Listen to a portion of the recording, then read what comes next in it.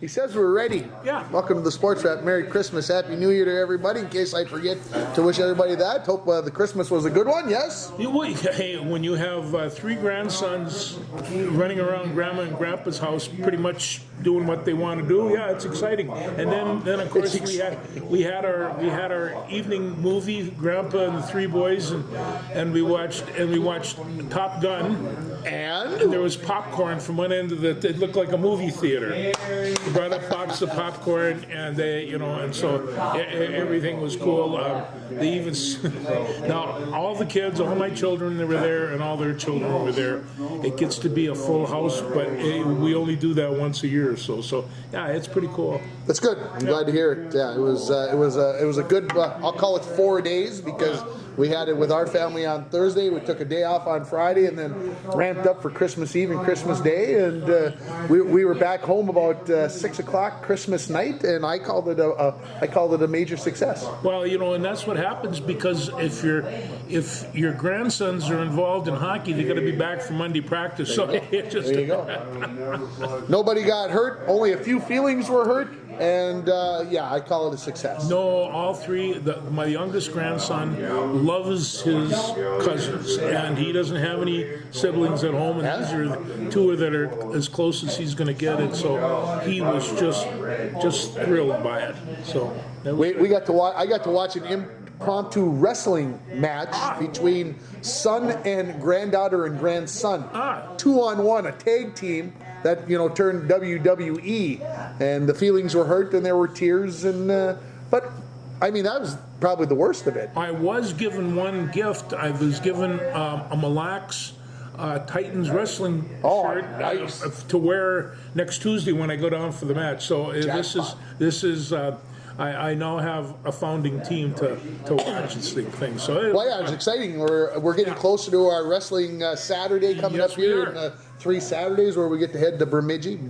I know I said it that way. I know it's Bemidji, but I like to say Bemidji, especially in the wintertime. Anyway, we're looking forward to the last month we've been starting with football. I'd be remiss if we didn't start with football again, and we got to talk about the Vikings. Where do they keep coming up with this? I don't know, and nobody's ever kept coming up with this. They're even a little bit more. I think they are like 276 in points, and the teams behind them are like 269. So there just aren't many points. I've never actually seen a team like this, but I'll tell you what I did see. I saw that San Francisco's defensive line is right now holding opponents to 70 yards a game. And if they're going to be successful, the Vikings are going to have to come up with something like that against the run game. But right now, I watch San Francisco. That defensive line is a joy to watch play football, just across the line. Offense wins games, defense wins championships. I think that's what we're going to find out in the playoffs. Unfortunately, we don't have enough defense, but we'll see. The games were. I can't say the games aren't exciting. I mean, it's just I'm watching these at the edge of my seat. There is no napping watching these games. No, and I had to. We had the unfortunate occurrence of having no TV on Christmas Eve day, so we had to dig out one of my old dad's, I'll call it a boom box, because it was probably from I'm saying maybe the 70s. It not only had AM, FM, but it had like the other 4 other channels on it that you could whatever. But my mom found one, and it worked, and we were cooking pork chops, and it all came to pass that we knew exactly what was going on. Well, and I mean, even when I'm watching the Vikings, I turn on the radio because the guys down in Minneapolis, they're really into it. They're into it. Maybe a little too much. Maybe a little too much at times, but they know all the players. They talk to them all the time. These guys are they don't only call a game, but they're fans. They're big time fans. Yeah, big time fans. Well, I'll tell you what I said when he lined up, when Joseph lined up for the game-winning field goal, I turned to my sister and I said, it's 61 yards. I said he's going to have to kick it too low. It's going to get blocked and returned for a touchdown. Glad I was wrong. Yeah, you missed that by 5 or 6 feet. There was, and you're seeing. I mean, in the old days, if you kicked the 50-yard field goal, boy, I'll tell you what, you were a champ. And now their upper 50s, low 60s are commonplace. These kickers, they're pretty scientific, and it's. Two things on this. A, I didn't think Greg Joseph could kick it that far. I didn't think he could kick a 61-yard field goal. Nothing against him. No. I'm being honest with what I think. 61 yards, I didn't think he had it in him. The other part of that is, after I did get a chance to see it on Sunday or Monday, whenever it was, that thing would have been good from 65 and maybe 66. Yeah, when they had an end zone and you saw it cross the bar, and it ended way up there where the picture was, so it was still coming. Yeah, good. Yeah. They got outgained again, yardage-wise, pretty profusely, but somehow the Vikings hang in there. Their defense holds them to some field goals. And T.J. Hawkinson, I'll tell you, was the best addition they've made to that offensive line and to the offense in general, as much as anybody I've seen. You have to believe that he has helped contribute to Justin Jefferson. Yes, Justin's good, and he was good before T.J. Hawkinson got here, but he's gotten better since then because teams got to pick their poison, and TJ and on top of that, he's an JJ. excellent blocker, and Kelsey and the rest of them. There's no doubt they're incredible athletes, but he's right up in that bus. It was a very good acquisition, no doubt about that. Whatever we gave up for it, was worth it. A couple of picks, and we got one back, I think. So, man, I think that was fine. There was nothing the matter with that. He's young, and he's really pretty remarkable. And it's hard not to be excited about getting a chance to play with a team that's 12-3. Yeah, and besides, his dad can drive here from home, so it's it works out real well. He's from Iowa, and who has turned out just a covey of tight ends over the course of the last 10 years. Yes, they have. You really have to look at the fact that a lot of these teams are tight end driven, and the Vikings have been for years. We just ran out of tight ends, and nothing against you, because we've had some great ones. But if you don't have that cross pattern, if you don't have him coming across the middle, you're not going to be able to keep the linebackers and the cornerbacks honest. You're not, and especially when they're 6'6". These guys are big, and so it's like throw the ball up in the air and see if you can get it. Yeah. A lot of them can. So now I'm going to bring a little bad news around. Yeah. You remember that the Vikings played the Colts the week before. I know. And I think the Colts ended up with like 400 and whatever number of yards it was, right? Beat them up pretty good, yeah. Chargers played the Colts on Monday night. Yes, they did. They held them to 173 total yards. They did. Well, I was gonna bring this up because I was going to say if there's one team that I've seen over the weekend that I wouldn't want to play, it might be the Chargers. They are good, and they have confidence. When they were coming off the field, even at the beginning of the game, you just thought, this team thinks they're going to win the whole deal, and Herbert is a great quarterback, and he's had to prove himself, but he was zipping and sliding the other night. So going to have to win 3 road games to show us how good they are to get to the Super Bowl. That's what they'll have to do, and they're a good team. It's going to be interesting to come down the stretch. There's only 2 teams left, and there are 2 winners left in the AFC. 2 teams that have made the AFC playoffs, and of course, one of them is going to be the AFC South Division winner, which is an absolute abysmal situation. Well, because they're 7-8, and he's going to win. Yeah, they might win it with an 8-9 record or something. So we'll see that, and then there's going to be another wild card team in there. But don't forget, the Bengals are playing pretty good football. They are. They're back in there. I have to ask, because it came out today that Miami, who played the Packers on Sunday, and I watched a good share of that game, Tua Tagovailoa, all of a sudden, miraculously, they say on, today is Wednesday? He had a concussion during the game on Sunday. Second one of the season, the first one being very, very bad. And the second one apparently not reported during the game and not taken out during the game. and this is what happened with him the last time he was not taken out of the game as well. So when did the Miami Dolphins get their hand slapped I don't really know, but, hard? you know, I saw him some video of him on the field, and his hands were clenched like that. Well, I know what that is. That's seizure, and it's just like I've been around way too long and seen way too many not to know that that's a concussive head injury. There, it just was, and I mean, bad enough that he was hospitalized and should have been, and for this to happen even close to that a second time, they got to set him down. A couple of throws that he threw in the fourth quarter, you almost, and I'm not trying to make light of it or fun of it, but you almost think that he had to be concussed because they were so badly thrown. Well, and actually, and those that could see it knew that he wasn't together back So there. how does the NFL, who say they're watching out for this stuff, they've got independent people on the sidelines being able to stop this stuff? How does it get by? Well, you know, it's, Because we know that the Dolphins are in the playoffs, the Green Bay's in the playoffs, so we're going to let the Warriors be Warriors and we're going to let them go play. But in September, they said that they weren't going to allow any of this kind of stuff to go on, but it's going on. well, and what you're describing is why so many parents these days are negative towards football. And in fact, How many concussions did you have, George? Give me a round number. I had two dingers. One in college that was more than a dinger. One in high school that I saw stars. But Okay. But you're okay. And I'm not trying to make light of the situation. Don't anybody get no, me but wrong. I did have a teammate that had 5 of them, and after the 5th one, the coach said, and he was a starting defensive back, you shouldn't do this anymore. It's simply not. I agree, but I think stuff happens. It does. And I think about the game of football. Okay, I'm going to go on a rant here now, folks. So hang on with me. Okay, everybody's worried about football. My son plays hockey. Do you see the helmet that they wear in hockey? Oh no, it's just as bad hockey. The football helmet that you wear these days has got an air bladder and air bubbles and padding and everything. To me, everybody again, hang on with me.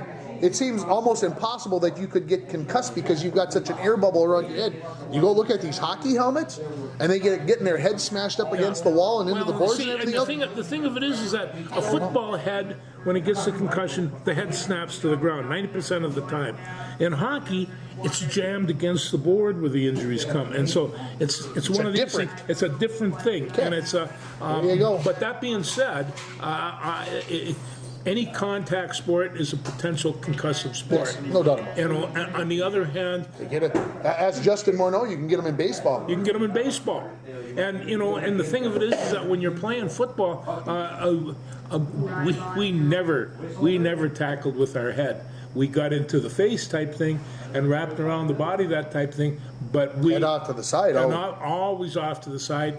The best tackles you had were 2 legs with your shoulders in his waist. That nice was slobber knocker. that's the one I like. And so, and I don't ever recall, with the exception of one game, where I was sore the next day or had any kind of a headache or neck feeling, and I mean I was. There were times I didn't leave the field, so I got smacked around pretty good. Vikings going to Lambeau this week. Vikings go to Lambeau this week. What are your feelings telling you? What's your liver telling you is going to happen? Well, I don't know. I got to see, number one, who's playing for Green Bay, and the other thing I have to say is, who are the Vikings going to play on their team?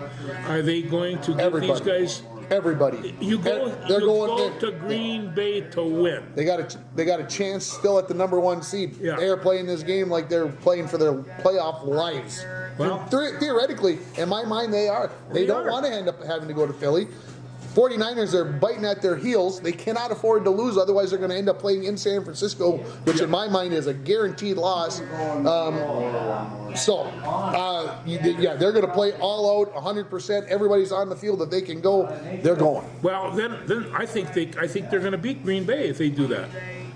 It's just Big thing to me. They got to play outside the next 2 weeks. That's Yes. a big thing going into the playoffs because we know that they can play at home. We know they can win at home. Although 2 of their losses have been inside of a dome stadium this year. Of their 3 losses, because they lost to Detroit and they lost at home to Dallas. But winning outside in January. I don't think, judging from the weather patterns that are coming in, it could well be fairly reasonable. It might even be nice. In the 30s, I've the been told. 30s. I talked to somebody who's going to the Yeah, game yeah. today, this Oh, afternoon, really? who is going to the game. Well done, by the way. that On actually- January 1st, Yeah. and you're going to get a nicer day than George and I had when we went and watched the Gophers play Iowa Oh. in November. But anyway, yeah, Lambeau Field has to be kind of considered a bucket list thing. I mean, that's what I you told know, them when they said, yeah, have I it's, ever been to Lambeau? I said, no, it's on the bucket list, Yeah. and I'll get there someday. Yeah. But the plan is to go in September, not on January 1st. Yeah. I'm a Vikings fan, but after what we went through at that Gopher game, I'm going to be a little more choosy. I don't ever want to be that cold ever again in my life. I just have a great big screen in my solarium, and there's coolers and treats. And there's lots of replays. There are replays galore. It's it will be very comfortable, and I will watch every play. Anything else from the NFL from last week that piqued your interest? I think. Well, I'm going to tell you, I mean, Philadelphia can still win without Hurts, and and it's just like they got a good football team. They have a very good football team, and so Yeah, it's going to be interesting to see how it all plays down here Yeah. this weekend. I mean, Philadelphia only has to win one of their last two games, or the Vikings lose one of the last two Yeah. for Philadelphia to be the number one seed. But hey, go out there and play the game and Well, see what and I happens. remember when they played the Philadelphia the last time, they kind of took it in the chin, as we know, for 3 quarters, and then came back. And I think they only lost by a touchdown or something. They were still in the hunt at the end of the game, and so. But that San Francisco team, boy, I'll tell you what. He's on this Niners kick. He's telling us that they're going to the Super Bowl. They got a nice backfield now. They've shoveled that up. They got Kittle at the tight end. They got receivers. If Dabo Samuels is playing, they're a really good team. For 16 weeks, I've been listening to everybody tell me how Dallas is not a good football team. They just aren't there. They just don't do this. They just don't do that. They're very dangerous But team. they're 11-5 and they're in the Yeah. playoffs. They're- Somebody try to tell me that Dallas isn't. Yeah, I don't know what these. They should change the name to the Dallas Parsons and let that defense go to work, because that is a really, really good defense. Yeah. And the offense isn't bad either. We'll see how it all plays out. They can ruin somebody's, and very well might ruin somebody's day. It's going to be interesting. Probably a lot of the playoff scenarios could be settled by the end of this week, which would be kind of strange that you could go into that last week, that 18th week of the NFL season, and there may not be a whole lot to play for except maybe a spot or here or there. Parity, my friend. These teams are so close. The scores are so close. Winning and losing is, Joseph's field goal slipped through there, kind of curved in there, It's just like, it's that small of that small a difference. Let's talk Gopher football. Let's do that. They're going to be playing in the Pinstripe Bowl tomorrow as we record this on Yeah. Wednesday. Win or lose, I'm going to get right to it. I'm going to cut right to the chase. Well, I don't think that there's any problem with this. I think that they'll win by a couple of touchdowns. And, Listen to this confidence. I love this guy this morning. You've got 2 All-Americans on this Gopher team. One a running back that's incredible. They got an offensive center that's probably the best in the Big Ten, and everybody else is there. Span Ford is back in business. He's returning next year. And Span Ford is going to come back. Yeah, so I think they're going to be just fine. I think the Gophers are going to go there, and I hope he's right on the 2 touchdowns. I don't think it'll be 2 touchdowns because they like to keep it close too. I know. Probably going to be low scoring. Last time these 2 teams played was also in a bowl game in 2013. Syracuse won that one 21-17. Could be very close to that tomorrow. And the first game I saw Syracuse this year, keep this in mind, they beat Purdue, and it's just like Purdue choked. and they did. They absolutely took choked. penalties and dumb things. This is certainly not going to be a give me, and there's going to be a lot of orange there on account of Syracuse. It's in the same state, I understand. So They don't have very far to go. You would No. think that the number of tickets, number of people wearing orange would be significant. yeah, if they could shovel out, they'll be ready to go. I don't feel bad for those people. Come on. No, I'm just No. kidding. They got craziness going. I mean, the Weather Channel, I just, what Buffalo and those places, I feel bad for them, folks. But, yeah, but they go through it every year. They do. They kind of like us in the cold. Everybody's like, that's the snow belt. it's cold. That's the It's snow belt. It's- And I was in Montreal during one of the snowstorms one time, and I couldn't believe it. I thought every house here is going to fall down because the snow was packed up 10 feet high. The snow plows were the snow was so heavy you couldn't see anything outside of this tunnel, half the tunnel. It's a crazy snow belt there, and you know they get it. They know what's They got coming. it. So Gophers get a win. We can concur on that. We'd like to see that happen. I Of course, Bowl Week is here. It is. And See, I'm even looking at he's getting his information out. And of course, Wisconsin, first Big Ten team to play last night. And they played. They last when I went to bed, they were winning. Luke Fickell. You think he's got it turned around? Did you like the little thing between him and PJ that Fickell was sending, or Wisconsin was sending negative messages about the University of Minnesota trying to get these guys to flip from Minnesota to Wisconsin? No, the love between neighbors is I'm telling yummy. you, especially Badgers. Yeah, those filthy aminals. Yeah, they're actually. They're no good to us. I was going to say they're kind of rodents, but so are gophers. So Yes. we won't go there. So what he's digging here? Oh, we got. we've gotten to the point here. Geez, how many sheets of paper? Oh, that's right. There's 49 jillion bowl games that we got to follow. 47 of them. 47. Wow. Let's get Is that to all? let's get to the chase. And there's Let's really, get to the chase. I know- like that. Let's cut to it. you know, you got Georgia and Ohio State, Michigan, TCU, Saturday afternoon, Saturday afternoon, and Saturday night. How can a guy even get a good party in with games like Well, that? you go watch a hockey game first at UND, and then listen to the end of the first one, and then watch the second one. So There's no partying needed on New Year's Eve. We've been discussing this at the radio station. Everybody's like, "Well, what do you do for a party on New Year's Eve?" I stay home, play cards, listen to the Blues Show. and eat. I don't need to go out to. And no offense to the Rainier Muni, but Yeah. I don't need to go stand in a bar with 400 other people and try to yell at the top of my lungs so I can talk to somebody. No, I just don't. I don't dig that. I got a scene. date with a beautiful woman. I've got good music on the jukebox. There's everything. And a great football game, hopefully. Several, and she leaves me alone. But, Well, Saturday night there should only be one football game on, and that's the one between TCU and Michigan, right? Georgia's the 8 o'clock game. Georgia's the 8 o'clock Georgia, game. Ohio State 7 o'clock game. 7 o'clock game. So Who are you picking on that one? I gotta go with Georgia. I mean, there's no reason to think that they're going to lose either one of these games in my mind. Ohio State may have something to say about that, but you've said it too many times on this show, and I have agreed with you too many times on this show. Georgia's offense and defensive lines are too good. They can't lose. Yeah. I mean, They are. could Georgia turn the ball over 6 times in the game, throw a bunch of interceptions, fumble the ball, pee down their leg proverbially? Yes, it could happen. But Georgia wins this I game. remember a couple of years ago, they lost these defensive line. They all went to the NFL, and they're going to be hurting for this. And you saw the freshmen that they brought in, and they haven't even missed a stride. No, Georgia has excellent linemen, and they know what they're doing. So, are you concurring with me? Georgia wins? I think Georgia's going to win. No, the other one. That's tougher, huh? No, it's not tougher. Okay. Michigan beats TCU. And okay, Well, that takes I'm going to go back. I'm going to say Georgia wins by double-digit points, at least by 10, Okay. if not more. Okay.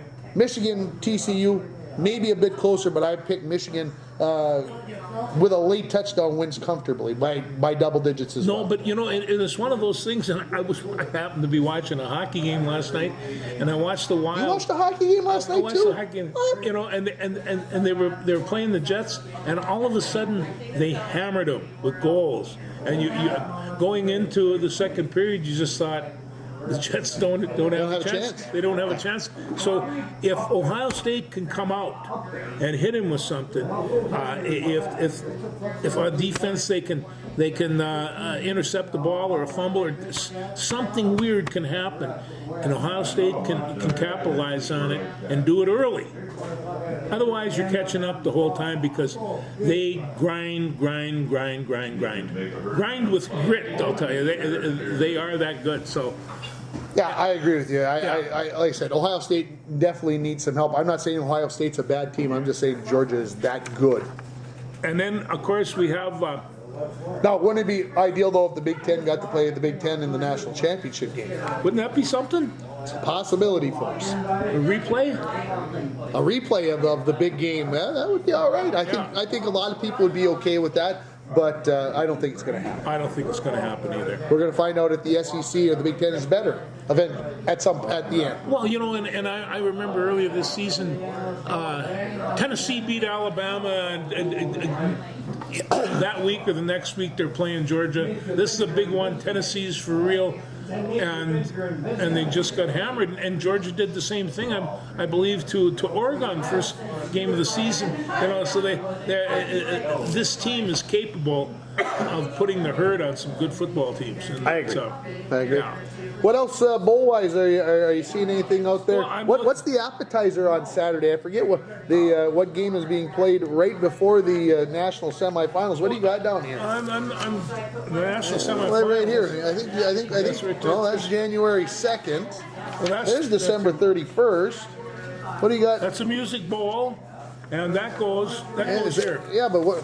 Oh, no, Well, there should be. Oh, let's see. There's the. Oh, right here. There we are. Here's the Sugar Bowl. There's the Sugar Bowl, Yeah, that's. Orange Bowl, the Fiesta Bowl, and of course, Yeah, those are the it goes playoff down to the games. second. That's the one I was going to go to. That one, I don't remember. Penn State and The Utah. Nittany Lions are going to the. Could be a good Rose Bowl game. It could be a good Rose Bowl game. I think you could see a score in the low 30s, 35-31, something like I've that. been ignoring and boo-ha-haing Utah all year long.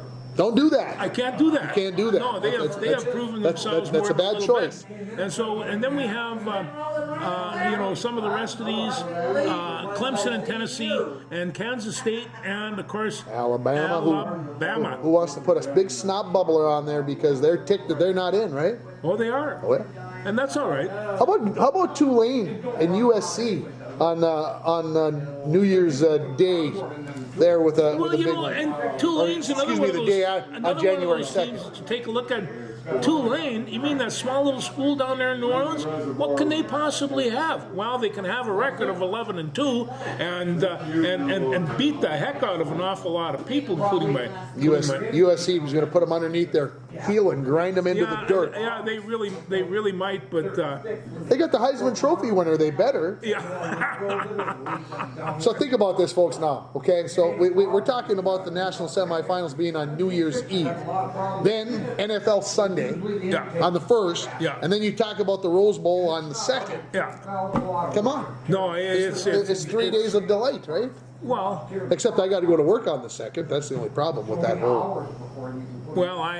however, the problem is there's a lot of football, and you have to be prepared. You have to train for this, Tim. You have to train. Got to get your keister ready for all that sitting. And when you get up, In your eyes. my legs get so stiff that I have to do 20 squats in the chair squats, in order to get that going, because otherwise they don't work so hot. So this is a bad time for football watchers. All these other bowl games kind of being played out of the way, Yeah. moving on. I'm excited. I like it. But, of course, like I said, the feast is coming. It'll start tomorrow at 1 o'clock. And That's on Thursday, and then you kind of get Friday off to kind of rest up, and then Saturday, Sunday, Monday to gorge. gorgeous. It'll be nice to get down and watch some wrestling. It will, to change the palette a little bit. Yeah. I want to talk about he's got his Gopher sweatshirt on. Yes. You're aware that Hugh McCutcheon of the Gopher volleyball team has retired, has moved on, and they brought in their new coach. But the team has decided they're going to play elsewhere. Jenna Wennis, who is a senior to be, she is heading back home to Texas. Yeah. And of course, Carter Booth, who was a freshman extraordinaire, 6'7", blocking everything in sight. She has decided she's going to transfer to, what the is she thinking? Wisconsin. No, that was bad. Carter Booth. No, that was bad. And it happened in about a 12-hour period. She went home to Colorado, Yeah.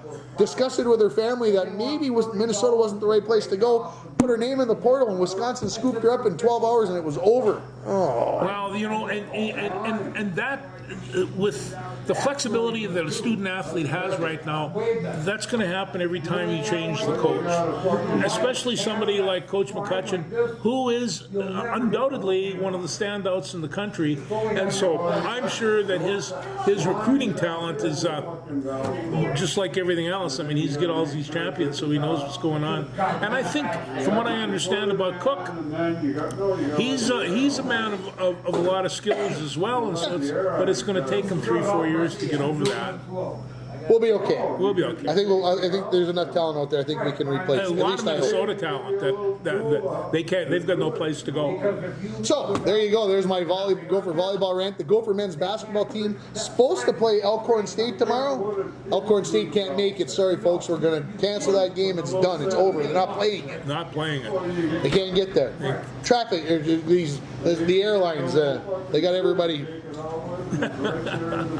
I'm amazed anybody can go anywhere. Watching darts, baby. Michael Van Gerwen. Anyway, comes through with a big dart there. Anyway, Is this in England or? this is going on in London as we speak. This is live. And of course, last year's world champ, Snakebite, Peter Wright. Look up Snakebite. Snakebite, he's 52 years old. He's bald. And then he comes out and he puts on like a fake mohawk. And then he has a snake painted on his head, kind of around the mohawk. Snakebite Peter Wright. So you're trying to tell me he has a good time when he's doing? He has a great time. Unfortunately, he lost yesterday in the round a little earlier than a world champion is supposed to lose. He couldn't find the darts. But anyway, it's been going on. He promised that this is what would happen at one of the shows, and I've been watching. I've been doing this for a couple of years now. Yeah, this is a Christmas, New Year's area treat for me. I don't watch darts the rest of the year, really, honestly. But the only thing I've never seen you watch, though, is I've not seen you pull this out for a NASCAR. NASCAR is, for Daytona, I used to watch a lot more NASCAR. I just, ever since they went to all these stages and other things, and he produces my blues show, and he takes out that phone, and all these cars are the same. They are, and they all go Come fast. on, Richard Petty's got to be freaking out. Like, come on, how do I win? I got to have an advantage over. Anyway, I went to a NASCAR once, and it just went around and around and around. So it. Are we done with football and volleyball? Volleyball. Let's talk hockey, because he already brought it up. Because he's bleeds green and red for the Wild, as my son does now. Oh my goodness! It's hilarious to watch him. Watching the Wild last night, it's amazing. No, and then and it was always brought up before that maybe Mr. Dumba wasn't the man he used to be. Boy, that isn't what I see out there. He's holding his own and work. I'll say this. It's nice when you know that you can go stick your nose in someplace and that you got Ryan Reeves, number 75, sitting over on the bench, because if something goes wrong, and of course Dumba got into a little bit of a fisticuffs the last week in California, and well, let's just say that Dean Evison wasn't very happy that Dumba had to fight because he had a clean hit, so anyway, it makes a difference. But the Wild did lay an egg last week in Anaheim, if I remember correctly. Was it Anaheim? No, they lost to San Jose. How did that work? Man, Christmas came and went. They beat the Ducks, didn't they? And then they beat the Ducks and then lost to the Sharks. Yeah, and it wasn't pretty. And I got to be honest, end of a road trip, you're heading home for Christmas. I'm not saying it's okay, but it was okay. Well, and the other thing is if we keep on talking about football teams being equal, there's a lot of hockey teams that have a lot of talent, and it's just it's hard to go out and well, the Ottawa Senators beat the Boston Bruins last night. Yeah, well, hey, there you are. Talk about top and the bottom of the heap. Yeah. Not that the Senators are that low, but Boston is the number one team in the NHL right now. They've played 34 games and they've only lost 7.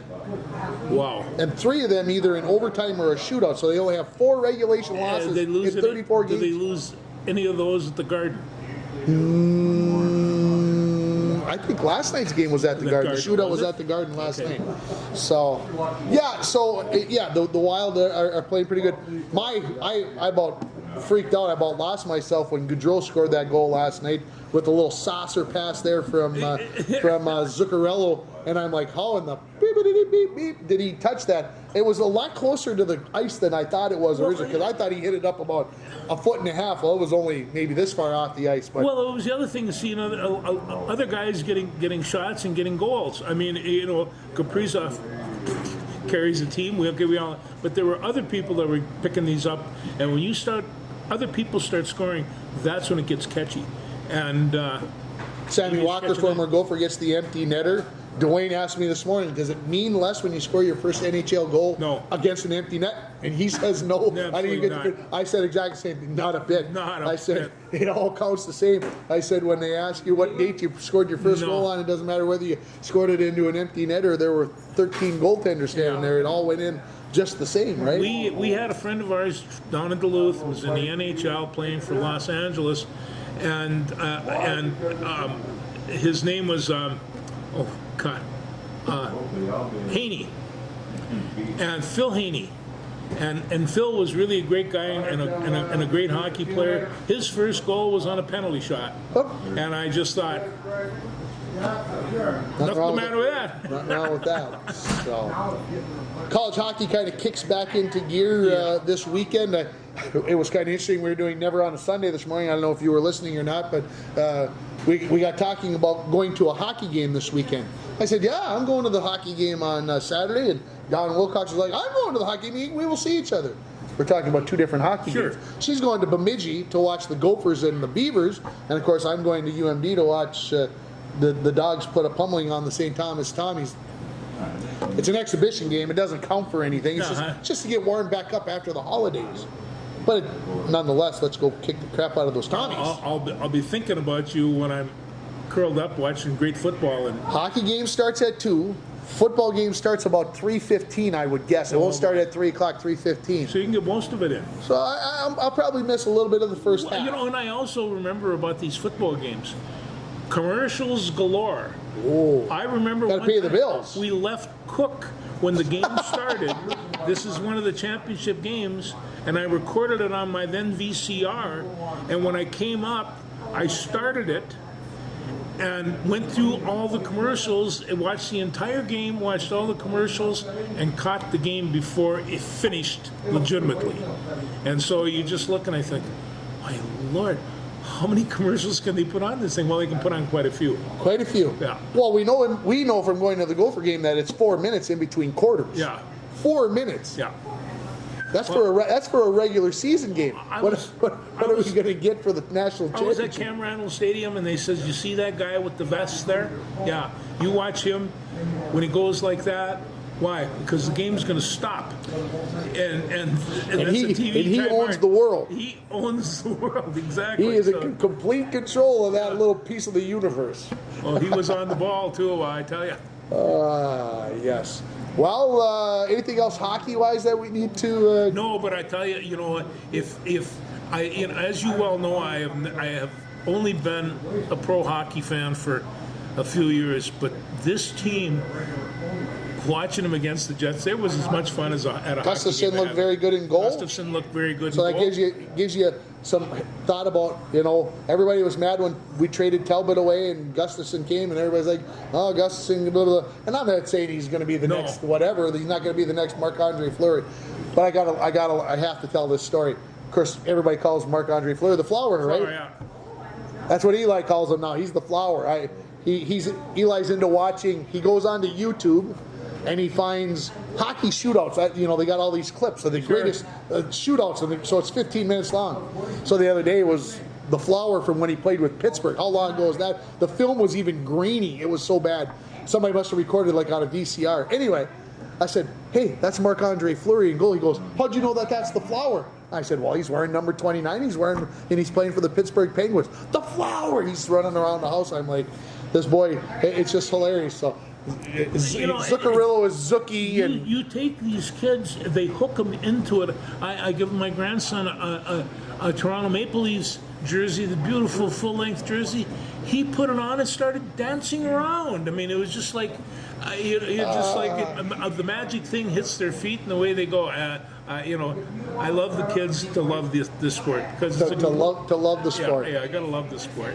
I think I told you that we were going to, after we went and watched the Wild game, that the Wolves played that night, and there had been discussions about going to the Wolves game. So last night while we were watching the Wild game, Eli says to me, Dad, we should have gone to that, and he said that Coyotes game when they scored 150, and I'm like, you mean when the Timberwolves scored 150? He's like, yeah, you know what I meant. And how does he remember that they scored 150? Well, because he's really a smart kid and he hasn't destroyed his brain. He's paying attention. My goodness. Anyway, it's good stuff. Let's talk about the Timberwolves. Let's talk about Timberwolves. Three losses in a row. Well, they are, and you know, I'm not so sure. It seems that for a second they come together a little bit, and then all of a sudden, my good friend Rudy, he gets to be a little bit out of sync, and he's a key player on that offensive team. But they all of a sudden quit getting rebounds. It's interesting. I saw something on Twitter the other day that somebody said that the Rudy Gobert trade for the Timberwolves will go down as the worst trade ever. And I'm like, well, that's not possible because the Joe Smith trade, when we did the behind-the-scenes thing and got we didn't get a draft pick for like 4 or 5 years, that was the worst trade. The Rudy Gobert thing still has lots to play out. People, they do. I think I said this last fall, last fall, even in the summer. If people think that Rudy Gobert was here to come to score 20 points a game, you're wrong. No. You're wrong. He's here to get rebounds. If he could get 10 to 16, that would be great. And he's been doing that. But people want him to be scoring 25 points a game, and he's never been that kind of player. No. And so people are looking at that going, well, with Karl Anthony Towns out, he should be scoring more. No, that was never the deal. And the whole thing of finding their way. They lost to Miami the other night, and Chris Finch said, we probably played one of our best games of the season, minus the 22 turnovers. Yeah. We shot 54% from the field. You shoot 54% in the NBA, you're going to win most games. And they had a chance and threw the ball away at the end, typical turnover. Yeah. But what I'm saying is, the Timberwolves are right there. Let's not get people can. I mean, I can be just as negative as anybody else, but this team is right on the edge of finding some good stuff. Well, you know, and one of the things about this is that, I see people complain about the players and the play at all levels and all sports. I mean, I've watched people want to bench Kirk Cousins. Why? Because he's 12-3, and because he's only brought the team back 10 times this year in the fourth quarter. It's not enough yet. What are they? Who are you going to replace him with? Nick Mullins? Who? See, Josh Rosen? Who? I mean, and even when they were saying get rid of him, and who did you want to get? Jimmy Garoppolo. Well, they're not going to get Jimmy Garoppolo. Why? Because he wants a lot of money. Well, they're already giving Kirk plenty of cash. There's no doubt. Hey, what did you think of the whiteout, by the way? First time the Vikings have ever had home where whiteout. I thought the whiteout was great. It was awesome. I think it'll become a tradition. I think it will, and the uniforms are white. I mean, it took me a while to get used to the team that I was watching. And you looked and you just think, how can that, oh, good. Oh, that's the Giants. That's not so good. And so, but all these games, I have to say, this year, I have not seen a blowout. I have not seen. If you watch a game, you're going to see some incredible football players. Every team has a couple. They do. And so you can sit down and I mean, to watch young Mr. Thibodeau from the Giants. You watch him, you just think he's not been an issue. And the other thing that they seem to have, their offensive center is playing pretty well. And Schlottman, and he's I thought he was probably going to be all right at the beginning, and then you didn't see him anymore, and so, but Bradbury, when he gets back, he's improved a ton. I'm not quite sure what we're going to do with Ingram yet, but maybe he's improving as well. At least I'm getting some of those comments that maybe he is. Let's hope. Yeah. He needs to stop stepping on Kirk's foot. You can't do that no more. Don't step on Kirk's foot anymore, Mr. Ingram. We'd really appreciate that. Michael Van Gerwen, a 180. Oh, anyway. Yeah. Look at that. And he's sober. And he's sober. Anyway, and 2 or 3 years ago, he was drop dead the best player in the world, and then you know what happens when you get to the top. Yeah, you know people start coming after you, and you keep getting everybody's best shot, and you don't take it unless your name's Rafael Nadal. He's been in the top 10 people for 500 straight weeks. He's been in the ATP top 10 for 500 straight weeks. What? That's a long time. That's almost 10 years, and then he's been injured. You only get 52 weeks a year. And yet somehow he stays in the top 10 even when he's injured. All these other players get injured, they drop down to 22, whatever. Rafa, as much as I despise all the... He is an incredible athlete. And besides... Am I driving you crazy yet? Because Rafael Nadal drives me crazy with all his... Anyway. Yeah, no. What else? Anything else? I can't think of, but it's been a credible year in sports. We have done an awful lot of games, a lot of football games, a lot of this type of thing. It's been a great 2022. Sports-wise, not too shabby. Not too shabby. Got a lot of games in, and of course, people ask me, how do you watch darts? When you see reactions like this after you make a big dart, that's what it's all about. You play it out. It's good stuff. Yeah, these are Brits in a pub now. You got to understand that. So it's about 4,000 people in this place called the Alexandra Palace, the Ali Pali in London, and these 4,000 people all come dressed up, and they drink a lot of beer. Oh, they sell and beer they there, sing and they have fun. And then they watch little darts to go with it. I'm with that. Yeah. Anything else? I can't think of anything. How about you? Happy New Year, partner. We'll see you. Happy New Year, everybody. Thanks. Take care.